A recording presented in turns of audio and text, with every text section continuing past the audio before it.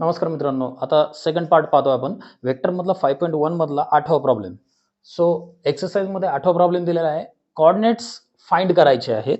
So तुम्हाला problem कळला पाहिजे की कोऑर्डिनेट्स फाइंड आउट करायचे आहेत. कोणाचे? ऑफ पॉइंट कुठे लोकेट केलेला आहे. सो दोन केसेस दिलेले आहेत तिथे. 3 units behind the YZ plane. वायझेडच्या बॅक साईडला. आता आपण बेसिक्स मध्ये जर पाहिलं तर हा जर पॉझिटिव्ह वाय ऍक्सिस असेल, हा पॉझिटिव्ह एक्स ऍक्सिस असेल, पॉझिटिव्ह झेड ऍक्सिस असेल, तर हे जे प्लेन बनतात, suppose this plane is the, so that is X Y plane, this plane is X Z plane and this is Y Z plane. आता त्यांनी विचारलेलं आहे 3 युनिट्स बिहाइंड. बिहाइंड म्हणजे मागे असेल, वाय झेड प्लेनच्या बॅक साईडला. सो वाय झेड प्लेन असा आला, तर वाय झेडचे प्लेनच्या बॅक साईडला एक्स हा निगेटिव्ह ऍक्सिस असेल, एक्स हा निगेटिव्ह ऍक्सिस असेल. त्यामुळं तिकडचा जो पॉईंट असेल त्याचा वायझेड पासूनचा जो डिस्टन्स असेल तो एक्स ऍक्सिस वरचा कोऑर्डिनेट असायला पाहिजे, जो बॅक साईडला आहे, जो निगेटिव्ह असायला पाहिजे. सो आपण पहिल्याचं उत्तर जर पाहिलं तर 3 units behind the YZ plan, it will be x coordinate which is this x axis. Behind the yz it will be negative, it will be negative, and it is at the distance -3, so that's why x coordinate of that point will be automatically -3. दुसरा दिलेला आहे त्यांनी 4 units right साईडला आहे x Z प्लेनच्या. X Z प्लेनच्या right साईडला आहे. तो राईट साईडला जर असेल तर तो राईट साईडच्या पॉईंट ऑफ व्ह्यू काय आला तुमचा? Positive point. राईट म्हणजे पॉझिटिव्ह आणि लेफ्ट म्हणजे निगेटिव्ह कन्सिडर करतात. सो राईटला जर असेल तर तो तुमचा पॉझिटिव्ह वाय ऍक्सिस कडे येईल. सो सपोज इथे एखादा पॉईंट आहे तर त्याचा जो डिस्टन्स आहे तो वाय कोऑर्डिनेट असायला पाहिजे. सो त्याचा आन्सर बघा, 4 units right of the X Z plane will be y is equal to 4. म्हणजे तुम्हाला हे कळायला पाहिजे प्लेनच्या पुढे आणि मागे प्लेन जो सिलेक्ट करताय, Y Z suppose plane select केला तर एक्स कोऑर्डिनेट त्याचा डिस्टन्स असेल, पुढे असेल तर पॉझिटिव्ह एक्स ऍक्सिस आणि मागे असेल तर निगेटिव्ह. तसंच प्लेन एक्स झेडच्या बाबतीत, तसंच प्लेन एक्स वायच्या बाबतीत सेम होणार. जर एक्स वाय प्लेन असेल तर त्याच्यापासूनचा जो पॉईंटचा डिस्टन्स मागे किंवा पुढे जर असेल तर तो झेड कोऑर्डिनेट असायला पाहिजे आणि एक्स झेड प्लेनचा जो आहे तो वाय कोऑर्डिनेट असायला पाहिजे. सो लक्ष कुठे असलं पाहिजे की त्यांनी प्लेन कोणती दिलं. आता तिसरा आहे 5 युनिट्स अबोव. अबोव म्हणजे पॉझिटिव्ह घ्यायचा, बिलो हा निगेटिव्ह घेणार. सो अबोव असेल तर तुम्ही एक्स वाय ला तो पॉझिटिव्ह घेतला, म्हणून प्लेन जो सिलेक्ट केला तो एक्स वाय प्लेन आहे, त्यामुळे त्याचं डिस्टन्स झेड असेल. सो एक्स वायचं डिस्टन्स झेड, एक्स झेडचं डिस्टन्स वाय आणि वाय झेडचं डिस्टन्स एक्स असेल आणि 5 युनिट्स असल्यामुळे त्याचा कोऑर्डिनेट आपण 5 घेतला. सो रिक्वायर्ड युनिट कोऑर्डिनेट काय झाले त्याचे? -3, 4 आणि 5. So -3, 4 and 5 will be the required coordinate of that point. आता दुसरा पहा, इन द वायझेड प्लेन म्हटलंय. आता वायझेड प्लेन मध्येच असेल तर त्याचा एक्स ना मागे असणार ना पुढे असणार, त्यामुळे एक्स कोऑर्डिनेट त्याचा 0 असेल. वायझेड प्लेन मध्ये त्याचा एक्स कोऑर्डिनेट 0 असेल. सो पहिल्याचं उत्तर तुम्हाला मिळेल एक्स इज इक्वल टू 0. दुसरा त्यांनी दिलेला आहे 1 युनिट राईटला दिलेला आहे. राईट म्हटलं की आपण पॉझिटिव्ह घेणार आणि एक्झेड प्लेन आहे. एक्झेड प्लेन कोणता आला तुमचा? हा आला. तर याच्या राईटला म्हणजे काय? आपण पॉझिटिव्ह घेणार. तो एक्झेड प्लेन सोडला तर कोण राहिला माझा? वाय ऍक्सिस डिस्टन्स असेल त्याचा. So Y axis will be the distance. 1 unit असेल म्हणून तुमचा तो वाय इज इक्वल टू 1 असेल. आता 6 युनिट्स कुठे घेतलेला आहे? अबोव्ह. 6 युनिट्स प्रॉब्लेम मध्ये दिले, 6 units above the x Y plain. 6 unit x Y प्लेनच्या पॉईंट ऑफ व्ह्यू. मग मिसिंग कोण आहे तुमचा? झेड आहे, म्हणजे त्याचा कोऑर्डिनेट काय असेल? झेड असेल. अबोव्ह म्हटलं की पॉझिटिव्ह येणार तुमचा आणि म्हणून Z is equal to 6. So required coordinate आले त्यांचे 0, 1 अँड 6. तर आपण 9वा प्रॉब्लेम पाहतोय आता. 9व्या प्रॉब्लेम मध्ये फाइंड द एरिया. काय विचारलंय? एरिया विचारलेला आहे ऑफ द ट्रायंगल. असा की त्याचे व्हर्टायसेस दिलेले आहेत हे 3 पॉइंट्स. हे 3 पॉइंट्स आपल्याला जर दिलेले असतील तर त्यांचे पोझिशन वेक्टर पहिले काढणं गरजेचं असतं, कारण वेक्टर मध्ये पोझिशन वेक्टर पॉईंटचे काढणं गरजेचं. म्हणून पहिला बेसिक आहे एखाद्या पॉईंटचा पोझिशन वेक्टर कसा काढला जातो. तर पोझिशन वेक्टर त्याचे कोऑर्डिनेट पॉईंट ऑफ व्ह्यूज लिहायचा असतो आय, जे आणि के च्या फॉर्म मध्ये. सपोज एबीसी त्याचे कोऑर्डिनेट असतील तर त्याचा पोझिशन वेक्टर हा ऑलवेज ओरिजिन पासून असतो. O A bar will be given by that is small A bar, A I cap plus B J cap plus C K cap. This is position vector of point A. तसंच B चा काढणार, तसंच C चा. तर मानूया आपण ए आपला पहिला पॉईंट असेल, बी आपला दुसरा पॉईंट असेल आणि सी तिसरा पॉईंट असेल. अशा प्रकारे आपल्याला त्याचे पोझिशन वेक्टर्स काढता येतील. त्याचे 3 पोझिशन वेक्टर्स मिळाले असे, कारण इथे 0 आहे, झेड 0 असल्यामुळे फक्त येईल आय आणि जे. सो 1 आय कॅप प्लस 1 जे कॅप. 1 आपण कोएफिशियंट लिहित नाही म्हणून तो आला आय प्लस जे कॅप. तसंच बी बार मिळेल तुम्हाला आय प्लस के कॅप, कारण जे तुमचं अपसेंट आहे वाय ऍक्सिसचा कोऑर्डिनेट तुमचा अपसेंट आहे, that is 0. So 1 I plus 1 K and this is x, इथे 0 असेल त्यामुळे 1 जे प्लस 1 के. सो सी बारचा पण कोऑर्डिनेट मिळाला. हे एकदा पोझिशन वेक्टर्स मिळाले की पोझिशन वेक्टर ए बी बारचा कसा लिहिला जातो हे माहिती पाहिजे. तर बेसिक मध्ये पण आपल्याला ऍड करता येईल की एखाद्या चौथा पॉईंट ए बी बार जर दिला असेल, that is position vector of second point minus position vector of first point. तर position vector of B point minus position vector of A point. So B bar minus A bar. तर या दिलेल्या किमती तुम्ही इथे टाकणार, आय आणि के, I आणि जे. त्यापैकी आय काय होईल तुमचा कॅन्सल होईल, राहिला फक्त मायनस जे प्लस के बार. सो तुम्हाला ए बी बार मिळाला minus J bar plus J cap plus K cap. दुसरा तुम्हाला मिळाला बीसी बार. बीसी बारचा पण तसाच second position vector minus first position vector. आता परत किमती तुम्ही टाकताल त्या दिलेल्या त्याप्रमाणे तुम्हाला हा मिळेल I minus I plus J cap. आणि the last one A C bar. अशा प्रकारे तुम्ही तीनही वेक्टर काढून घेतले, C bar minus A bar, second position minus first position. Calculate करा तुम्ही आणि त्याप्रमाणे इथे कोण कॅन्सल होईल तुमचा जे बार कॅन्सल होईल, राहिला फक्त के आणि आय, म्हणून हा पोझिशन वेक्टर मिळाला. सॉरी पोझिशन वेक्टर नाही, तुमचा एसी बार मिळाला. तर हे तीनही वेक्टर मिळाले. या तीनही वेक्टरचा आपण आधी मॅग्निट्यूड काढू. आता मॅग्निट्यूड काढतो म्हणजे ऍक्च्युली आपण त्या वेक्टरची लेंथ काढतो. ऍक्च्युली आपण इथे लेंथ फाइंड आउट करतोय त्यांची. मॅग्निट्यूड काढतो म्हणजे त्या वेक्टरची लेंथ मिळणार आपल्याला. सो मॅग्निट्यूड किती असतो, फॉर्म्युला आहे तुमचा. जर बार चा मॅग्निट्यूड काढायचा असेल तर आपल्याला त्याचे आयजेके चे जे कोइफिशियंट आहेत ए चा स्क्वेअर प्लस बी चा स्क्वेअर प्लस सी चा स्क्वेअर, याला अंडर रूट मध्ये आपण घेतो. म्हणून स्क्वेअर रूट मध्ये ए बार आणि ए बी बारचा तुम्ही पोझिशन वेक्टर घेतला जे आणि के. कोइफिशियंट आले तुमचे -1 1. So -1 square plus 1 square. तुमचा एक्स ऍक्सिस वरचा कोऑर्डिनेट अपसेंट असेल. So answer is under root. तसंच बीसीचा मिळाला -1 चा स्क्वेअर, कारण बीसीचा -1 आणि 1 असेल आणि एसीचा तुमचा -1 आणि 1 सगळ्यांचे सेम आहेत. सो सगळ्यांचे मॅग्निट्यूड काय मिळतील तुम्हाला, सेम मिळतील. तो सर्वांचे मॅग्निट्यूड जर तुमचे सेम मिळाले तर लेंथ तिन्हींच्या सेम असतील, म्हणून त्याला आपला कोणता ट्रायंगल म्हणता येईल, equilateral triangle. It is equilateral. तीनही साइड्स आपल्या सेम सापडल्या आणि म्हणून इक्विलॅटरलचा एरिया त्यांनी विचारलेला आहे. इक्विलॅटरल ट्रायंगलचा एरिया असतो फॉर्म्युल्यानुसार it is √3/4 sides square. So √3/4 side square. Side मिळालेली तुम्हाला स्क्वेअर रूट 2. स्क्वेअर रूट मध्ये 2 √2 तुम्ही तिथे पुट केला आणि तुम्ही तिथे कॅल्क्युलेशन केल्यानंतर तुम्हाला मिळेल √2 चा स्क्वेअर किती आला तुमचा 2. सो 2 2 जा 4. √3/2 स्क्वेअर युनिट. युनिट द्यायला विसरू नका, एरियाचं युनिट हे स्क्वेअर असतं म्हणून square unit. So this is the answer of the problem. Area of triangle is √3/2 square units. तर क्वेश्चन नंबर 10 पाहतोय आपण आता. आता त्याच्यात दिलेलं आहे ए बी बार दिलेला आहे. ते म्हणतात त्याचा इनिशियल म्हणजे सुरुवातीचा पॉईंट ए दिलेला आहे त्यांनी हा. आता तुम्हाला काय काढायचं आहे, टर्मिनल म्हणजे end point, that is what B. आता त्याचं बेसिक काय आहे, कोणताही वेक्टर किंवा कोणतेही दोन पॉईंट दिलेले असेल त्याच्यामधला जर वेक्टर काढायचा असेल, that is what A B bar मला जर तयार करायचा असेल, actually it is a triangle law. A bar आणि ए बी बार या दोघांची ऍडिशन हा तिसरा वेक्टर येतो. I can write A bar is equal to A bar plus A B bar is equal to B bar असायला पाहिजे. This is triangle law. म्हणून A B बार किती मिळतो तुमचा, बी बार मायनस ए बार. म्हणून second point position vector minus first position vector. So फर्स्टचा तुम्ही A बार घेतलेला आहे इथे. आता बी बार मायनस ए बार म्हणजे position vector of B bar minus A bar हा माझा ए बी बार असतो. हे तुमचा बेसिक आहे. आता प्रश्नानुसार याचे कोऑर्डिनेट दिलेले आहेत, बी चे कोऑर्डिनेट दिलेले नाहीयेत, पण आपल्याला माहित आहे की कोऑर्डिनेट माहिती असेल तर त्याचा पोझिशन वेक्टर लिहिता येतो. जसं 1i plus 5j I can write position vector of point A is equal to 1i that is i cap plus 5j cap. This is position vector according to your coordinates. So जर मला position vector of बी मिळाला तर मी याच्यावरून याचे coordinate लिहू शकतो, तो याच्यावरून याला लिहिता येऊ शकतो. म्हणून आपण काय करू, सुरुवातीला ए बी बार आपण त्यांचे पोझिशन वेक्टर मानू ए आणि बी चे. त्यामुळे ए बार दिलेला आहे ready. So this is given thing. आणखी काय दिलेलं आहे त्यांनी, ए बी बार पण दिलेला आहे, that is 2i minus 4j plus 7k हा दिलेला आहे त्यांनी. या गिवन थिंग्स आपल्याला वापरायच्यात. इथून पुढे आपलं सोल्युशन सुरू होईल तुमचं. ए बी बार झाला तुमचा second position vector minus initial position vector, that is B bar minus A bar. B बारची किंमत सॉरी ए बी बारची आणि ए ची किंमत तुम्ही त्याच्यात पुट करा. या दोन्ही व्हॅल्यू दिलेल्या आहेत. ए ची इथे लिहिली आणि ए बी बारची इथे लिहिली.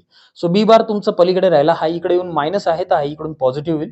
सो पॉझिटिव्ह झाल्यानंतर तुम्हाला बी बार मिळेल 2i plus I that is 3i, 4j minus आहे आणि 5j किती येईल तो जे आणि 7k as it is. So हा तुम्हाला position vector of B point मिळाला. म्हणजे कोण मिळाला? बी बार मिळाला. बी बार मिळाला तर आयजेके फॉर्म मध्ये जे कोइफिशियंट आयजेकेचे आहेत तेच माझे कोऑर्डिनेट असतात. म्हणून हा माझा एक्सचा कोऑर्डिनेट असेल, हा वायचा आणि हा झेडचा. सो कोऑर्डिनेट काय मिळतील तुम्हाला? 3, 1, 7. So coordinate of terminal point will be 3, 1 and 7. That's it. तर पुढचा प्रश्न आहे 11वा. Show that the following points are collinear. आता कोलिनियरचं बेसिक काय आहे? कोलिनियरचं बेसिक सांगतं की दोन वेक्टर कोलिनियर तेव्हाच असतात ज्यावेळेस एक वेक्टर दुसऱ्या वेक्टरच्या स्केलर मल्टिपल फॉर्म मध्ये लिहिला जातो. म्हणजे उदाहरणार्थ A bar is equal to 3 times B bar. Okay, इथे एखादा नंबर असला एकदम दुसऱ्याच्या डबल ट्रिपल अशा फॉर्म मध्ये लिहिता येत असेल तर त्याला आपण कोलिनियर म्हणतो. ओके, सो एक्झाम्पल बघूया आपण. ए बार दिलेला आहे 2, 3, 5k आयजेके फॉर्म मध्ये आणि बी बार दिलाय 6, 9, 15k प्रमाणे. सो हा जर तुम्ही ऑब्झर्वेशन केला तर इथे 6 आहे, इथे 2 आहे, इथे 3 आहे, इथे 9, इथे 5, इथे 15. सो याच्या प्रत्येक जण 3 पट आहे. याच्या प्रत्येक जण 3 पट आहे. म्हणजे एक वेक्टर या दुसऱ्या वेक्टरच्या तिप्पट आहे. म्हणून मी काय म्हणेल, B bar is equal to 3 times A bar. अशी ज्यावेळेस कंडिशन येईल त्यावेळेस मी म्हणू शकतो हे दोन वेक्टर कोलिनियर असतील. म्हणजे यांचे डायरेक्शन सेम असतील. So I will go with the problem now. So first problem, त्याच्यामध्ये ए पॉइंट, बी पॉइंट आणि सी पॉइंट दिलेला आहे. 3 पॉइंट दिलेले आहेत. 3 पॉइंट कोलिनियर कधी असतील? दुसरं बेसिक आपण त्याला ऍड करू शकतो. जर दोन वेक्टर आपल्याला कोलिनियर दाखवायचे असतील तर ते सरळ सरळ घेतले जातील. परंतु जर 3 पॉइंट दिलेले असतील तर शक्यतो ट्राय करा की त्यांच्यापासून दोन सेपरेट वेक्टर बनतील. सपोज ए, बी आणि सी पॉइंट आहेत, त्याच्यापासून दोन वेक्टर. इथे कोण कोण बनतं? A B बनतोय, BC bar बनतोय, AC बार पण बनतोय. सो कोणतेही दोन वेक्टर ज्यांच्यामध्ये एक पॉइंट किमान कॉमन असेल, समजा या दोघांचं सिलेक्शन केलं तर बी पॉइंट कॉमन आहे, बी पॉइंट कॉमन आहे.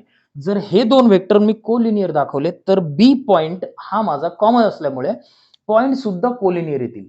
थोडक्यात वेक्टर कोलिनियर दाखवायचे असं असेल तर तुम्ही सरळ सरळ फॉर्मॅट हा वापरणार आहे. परंतु जर पॉइंट तुमचे कोलिनियर दाखवायचे असतील तर त्या पॉइंट पासून दोन सेपरेट वेक्टर बनवावे लागतील ज्याच्यामध्ये एक पॉइंट कॉमन असेल. तर या दोघांचं सिलेक्शन केलं तर बी पॉइंट कॉमन निघेल. बीसी आणि एसी जर सिलेक्ट केला तर तुम्ही सी पॉइंट कॉमन मिळेल आणि ए बी आणि एसी जर सिलेक्ट केला तर ए पॉइंट कॉमन मिळेल. इन शॉर्ट तीनही पॉइंट कव्हर होतात. मग तीनही पॉइंट आपले काय दाखवता येतील? आपल्याला कोलिनियर दाखवता येतील. म्हणून आपण काय करू, त्यांच्यापासून दोन सेपरेट वेक्टर्स बनवूया. सपोज पोझिशन वेक्टर त्यांचे ए बी बार मानले, एबीसी मानले त्यांचे पॉइंटचे, तर त्यांचे पोझिशन वेक्टर नुसार त्यांचे आयजेके फॉर्म मध्ये असे दिसतील. ते कोऑर्डिनेट दिलेले आहेत त्यांचे, त्यानुसार आपण ते असं लिहू शकतो. For example 3, 2, -4. So 3i plus 2j minus 4k. त्याचप्रमाणे आपण हे दोन्ही लिहून टाकले. सो पोझिशन वेक्टर पहिल्यांदा मिळाले यांचे. आता पोझिशन वेक्टरचा फायदा काय? कारण कोणताही वेक्टर लिहिताना सेकंडचा पोझिशन वेक्टर मायनस फर्स्टचा पोझिशन वेक्टर लिहावं. मग आपण सिलेक्ट करताना 3 पॉइंट पैकी सपोज ए, बी आणि सी पॉइंट आहे, त्यापैकी ए बी बार सिलेक्ट केला आणि दुसरा सिलेक्ट केला मी एसी बार. सो ए पासून सी पॉइंट पर्यंत. आता ए बी बार आणि एसी बार दोन्ही जर मी स्केलर मल्टिपल फॉर्म मध्ये लिहिलं म्हणजे तीनही पॉइंट आपले कोलिनियर असतील. म्हणून आपण काय करू, ए बी बार आधी कॅल्क्युलेट करून घेऊ. So B bar position vector टाका त्याचा, इथे ए बारचा पोझिशन वेक्टर, दोघांचं कॅल्क्युलेशन करा. ए बी बार मिळाला तुम्हाला 6 टाइम्स ऑफ आय, जे आणि के. तुम्ही इथे ऑब्झर्वेशन केलं असेल, याच्या आधीच्या स्टेपमध्ये 6i plus 6j minus 6k आला होता. याच्यात 6 कॉमन घ्या. कॉमन घेतल्याचे फायदे काय होतात? कारण ते आपल्याला पुढे जाऊन स्केलर मल्टिपल फॉर्म मध्ये लिहिता येतात दुसऱ्या वेक्टरच्या. तर आपण काय करू, याच्यातून 6 कॉमन घेऊ. 6 कॉमन घेतला बाहेर आणि आयजेके तसाच ठेवला. तसंच आपण एसी बार काढला. आता एसी बार कसा असेल? C bar minus A bar. सेकंडचं position vector minus first position vector. C bar दिलेला आहे तुम्हाला, ए बार दिलेला आहे. पोझिशन वेक्टर नुसार त्यांच्या किमती टाका आणि तुम्हाला फॉर्मॅट नुसार काय मिळेल? -5i minus 5j plus 5k. आता तुम्ही ऑब्झर्वेशन केलं तर ए बी बार मध्ये इथे प्लस प्लस आणि मायनस आलेला आहे.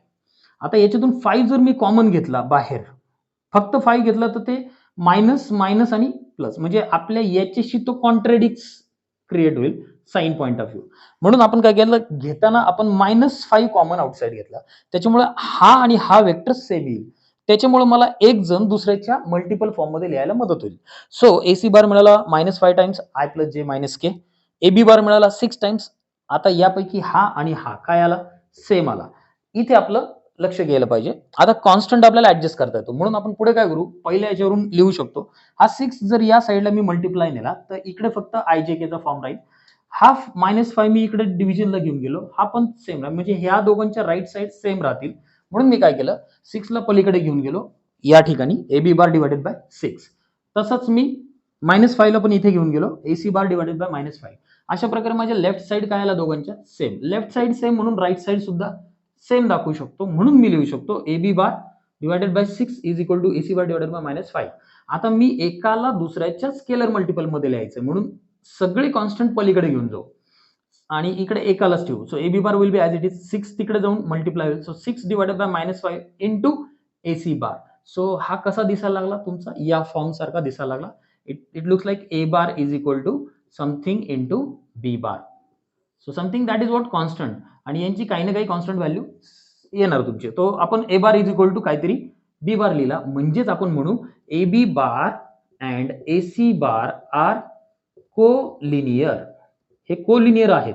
हे कोलिनियर आहेत, त्यांच्यातला एक पॉइंट कॉमन आहे, म्हणून A पॉइंट, B पॉइंट आणि C points are collinear. Okay.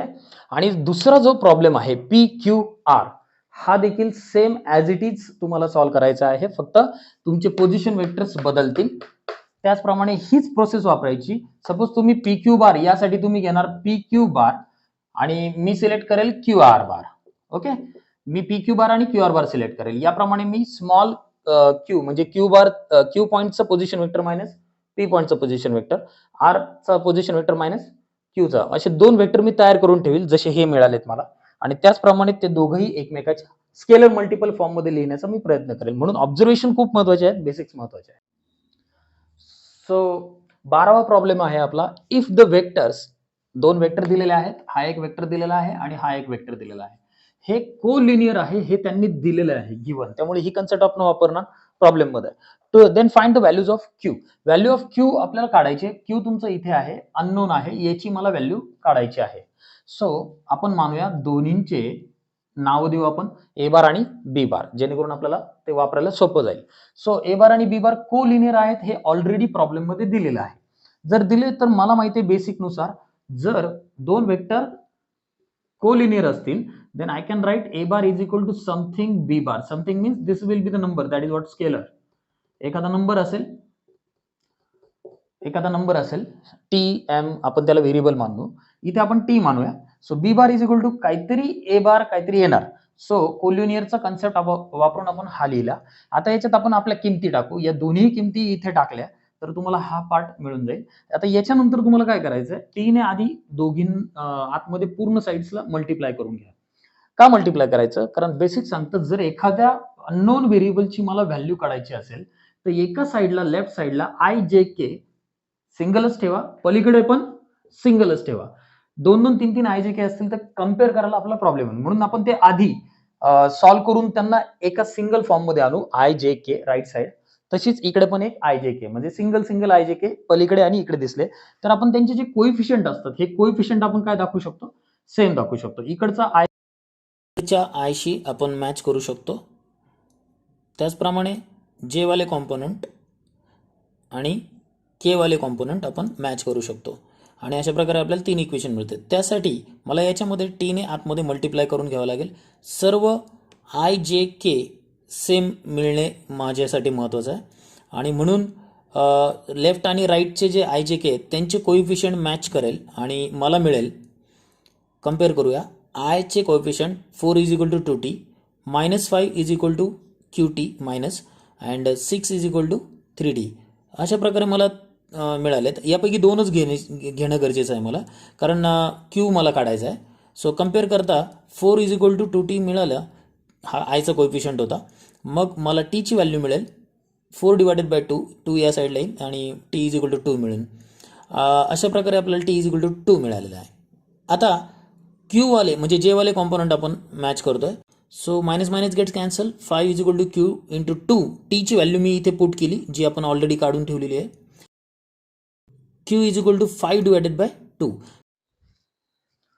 आता क्वेश्चन नंबर 13 बघूया आपण.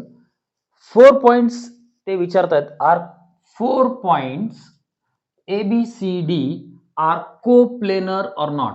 ते कोप्लेनर आहेत की नाही चेक करायचं आपल्याला, आणि जर असतील किंवा नसतील त्यासाठी आपल्याला जस्टिफाय करायचं तुमचा आन्सर. सो आपण काय करूया, ते एबीसीडी ची पोझिशन वेक्टर्स मानूया ए बार, बी बार, सी बार आणि डी बार. त्याप्रमाणे त्यांचे पोझिशन वेक्टर्स त्यांच्या कोऑर्डिनेट्स नुसार आपण असे लिहून घेणार. So it is 1i - 1j + k. अशा प्रकारे तुम्ही चारही पोझिशन वेक्टर त्याचे लिहून घेतले. त्याच्यानंतर आपण काय करू, जर 4 पॉइंट्स मला को-प्लेनर दाखवायचे असतील, एकाच प्लेन मध्ये आहेत असं दाखवायचं असेल, तर मी कोणतेही वेक्टर त्यांच्यापासून जे बनतात ते तयार करेल, ज्याच्यामध्ये माझे चारही पॉइंट्स कव्हर होतील, ए बी सी आणि डी. तर मी ते वेक्टर्स जर मी को-प्लेनर दाखवले तर माझे पॉइंट सुद्धा आपोआप को-प्लेनर असणार आहेत.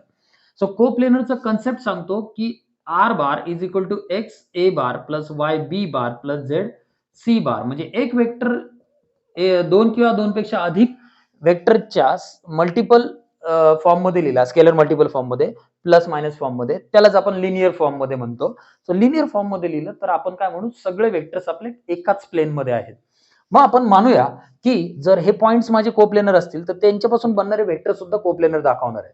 सो आपण काय करू, कोप्लेनरच वेक्टर दाखवून टाकू द्या. म्हणून A B bar, A C बार आणि एडी बार असे 3 व्हेक्टर्स तयार केले मी आधी पॉइंट पासूनचे, ज्याच्यामध्ये चारही पॉइंट कव्हर होणं गरजेचं आहे, ए बी सी आणि डी. म्हणजे मी पॉइंट्सच्या बरोबर खेळणार, त्या जागी मी वेक्टर बरोबर खेळणार. जर मी वेक्टर कोप्लेनर दाखवले तर आपोआप माझे पॉइंट सुद्धा कोप्लेनर असणार आहेत.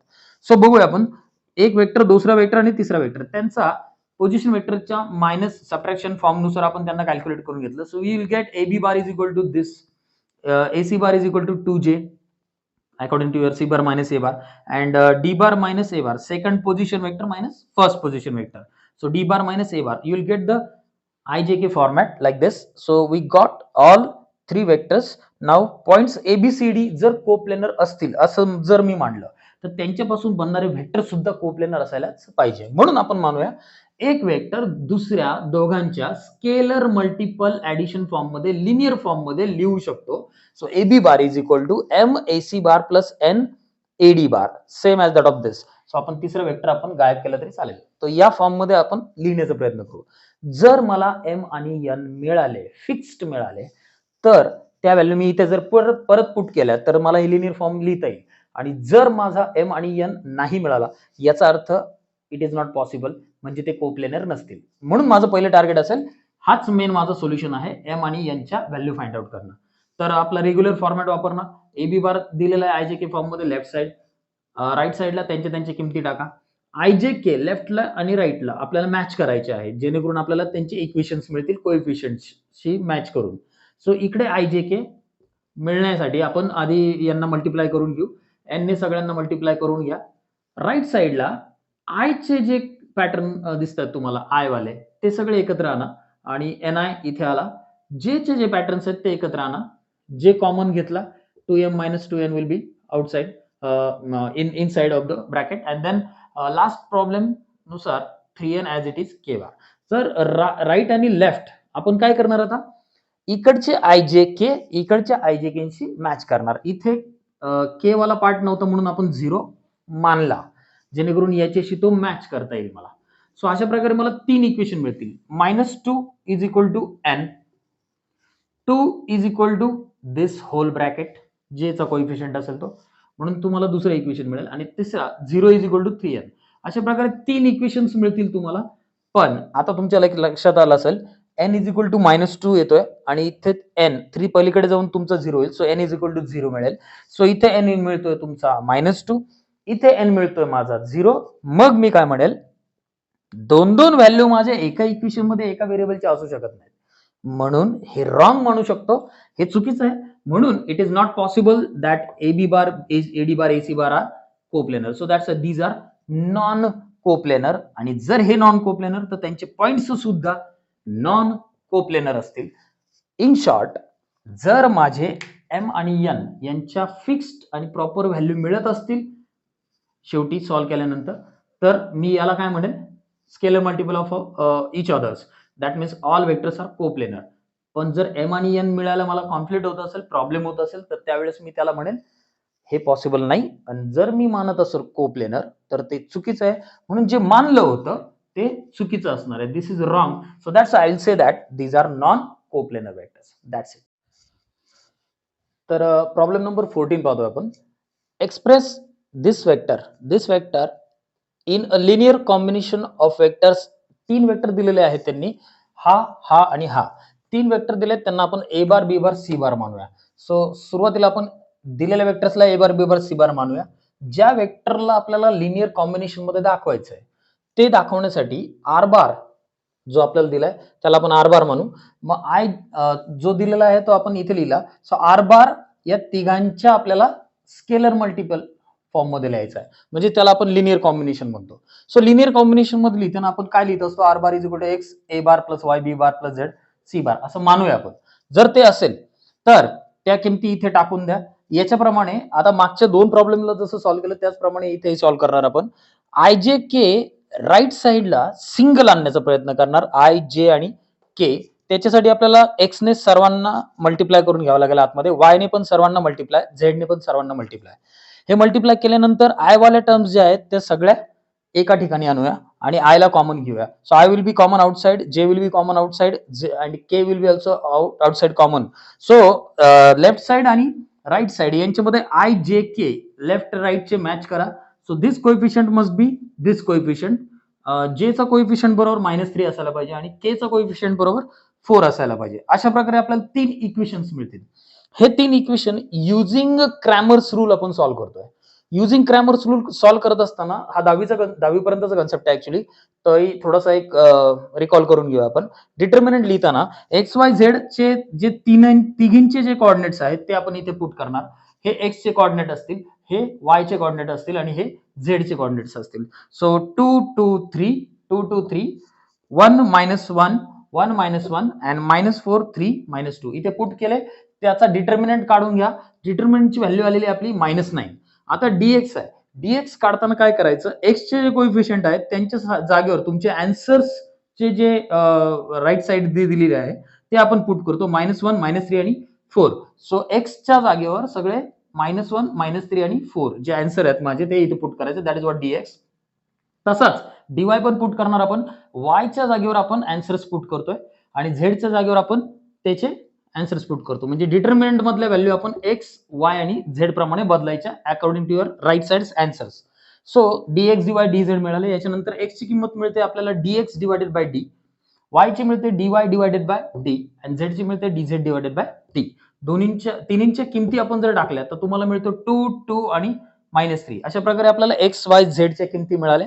x y z च्या किमती मी जर आहे त्या इक्वेशन मध्ये परत पुट केल्या जे मी मानलं होतं तर मला लिनियर कॉम्बिनेशन मिळतं आर बारचं तिघी वेक्टरच्या फॉर्म मध्ये. So it is 2a bar plus 2b bar minus 3c bar. This will be the final combination, linear combination of my given vector in the given 3 vectors format.